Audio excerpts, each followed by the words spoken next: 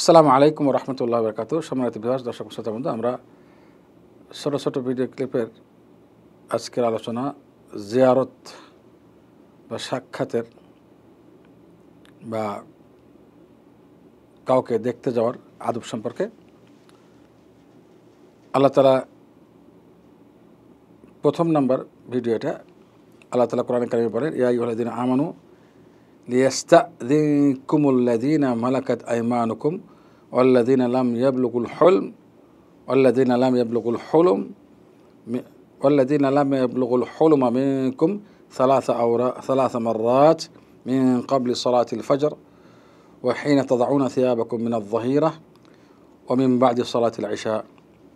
সূরা নূর 58 নম্বর আয়াত। আল্লাহ তাআলা কি বলেছেন এখানে? আল্লাহ তাআলা বলেন, হে মুমিনগণ, অবশ্যই অনুমতি নিতে হবে তোমাদের কাছ থেকে। অবশ্যই তোমাদের কাছ থেকে অনুমতি নিতে হবে। যারা ঘরে আছে তাদের কাছ থেকে অনুমতি নিতে হবে। কারা নেবে অনুমতি? আল্লাযীনা মালাকাত আইমানুকুম, যারা তোমাদের দাস দাসী আছে তারা অনুমতি নিয়ে তোমাদের ঘরে প্রবেশ করবে। আর কারা? ওয়াল্লাযীনা লাম ইয়াবলুগুল হুলম, যারা এখনও বয়সপ্রাপ্ত হয়নি। মিনকুম, তোমাদের মধ্যে যারা বয়সপ্রাপ্ত হয়নি, অর্থাৎ যারা নাবালেগ, তারা অনুমতি নেবে। কোন সময়? সালাসা মাররাত, 3 সময়, তিনবার অনুমতি নেবে। অর্থাৎ একদিনে 3বার অনুমতি নেবে। 3 সময়, অর্থাৎ 3টির সময় তাদেরকে অনুমতি নিয়ে প্রবেশ করতে হবে। সেটা দাস দাসী হোক অথবা কি হোক, অথবা ছোট বাচ্চা হোক, অর্থাৎ যারা নাকি বুঝবান কিন্তু সাবালক না, নাবালেগ বাচ্চা, তারাও 3 সময় অনুমতি নিয়ে প্রবেশ করবে। কী সময়গুলো?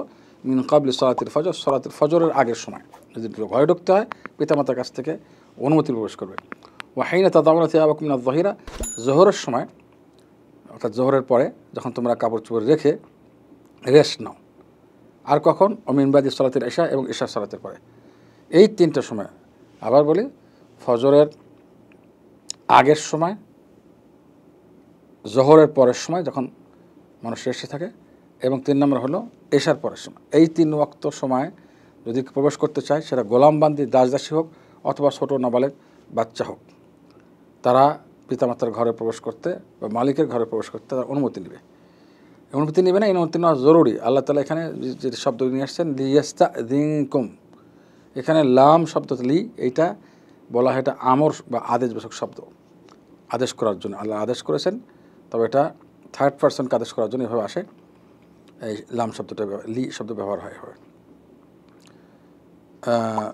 সুতরাং এই 3 সময়ে প্রবেশ করার জন্য যারা ঘরের মানুষ, দাস দাসী, এবং যারা ছোটো বাচ্চা বয়সপ্রাপ্ত না, তাদেরকেও 3 সময় অনুমতি নিয়ে প্রবেশ করতে হবে।